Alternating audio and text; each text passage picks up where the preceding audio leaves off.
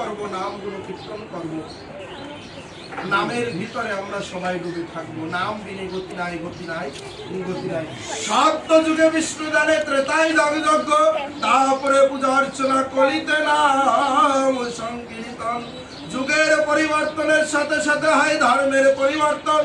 যে যুগের যে কর্ম সেই যুগের সেই কর্ম করিব সর্বদা, রাখিব মন নিবেশ। হরি বল হরি বল হরি বল বলে এক নাম করিব ঠিকই রাখিব নয়ন তীরে। তাই তো সর্বদা যুগের পরিবর্তনের সাথে সাথে এই কলিযুগে নাম করো সার। মহাভারতের পাতায় লিখেছেন কবি বলেছে বেদে গোচর আর ঋষি হরি জীবাই উচ্চারণ করিয়াছে। সকল শাস্ত্রের বীজ সেবা সদা আহ্লাদ গ্রহণ করিয়াছে। হরিনাম বিনে জীবের গতি নাই, গতি নাই, গতি নাই, সর্বদা হরিনাম করা চাই। সবাই মিলে একবার বলি হরি বল।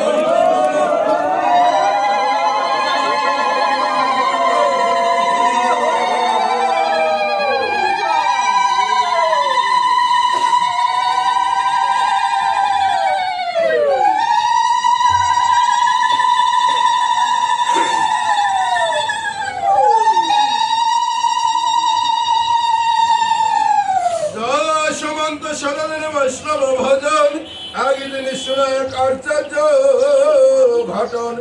একাদশী দিনে সব বৈষ্ণব আসিল, কৃষ্ণ প্রেমানন্দে হরি বাসর করিল। নাম সংকীর্তনে মত্ত বৈষ্ণবের দল, সঙ্গে সঙ্গে যশবন্ত বলে হরি বল।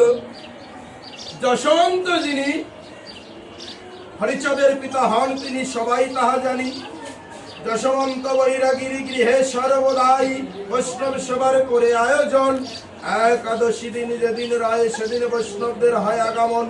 সাবুলি ডাঙায় বৈষ্ণবদের আগমনে ঘটিয়াছে। যশবন্ত ঠাকুর বৈষ্ণবদের সাথে হরিনামে মেতে রয়েছে। সদা সর্বদা ধ্যানে গানে হরিনাম কৃষ্ণ নাম গুণ কীর্তনে বিবরে হয়ে রয়েছে। যশবন্ত বৈরাগী ধ্যানে গানে হরিনাম মিলে চিন্তা নাহি কিছু করে, সর্বদা মনে প্রাণে নিজের দেহকে উৎসর্গ করে দিচ্ছে ভক্তের মাজারে। বৈষ্ণবদের আগমনে ঘটেছে, নিজেকে সর্বদা বৈষ্ণবদের ভিতরে মিলিয়ে দিয়েছে। বৈষ্ণব মিলে গতি নাই জীবনে, যদি পথের পথ হতে হয়, যদি পরপরে যেতে হয়, যদি শ্রীকৃষ্ণের চরণাশ্রিত হতে হয়, যদি গোবিন্দকে পেতে হয়, যদি গৌরীকে পেতে হয়, যদি হরিকে পেতে হয়, যদি নাকি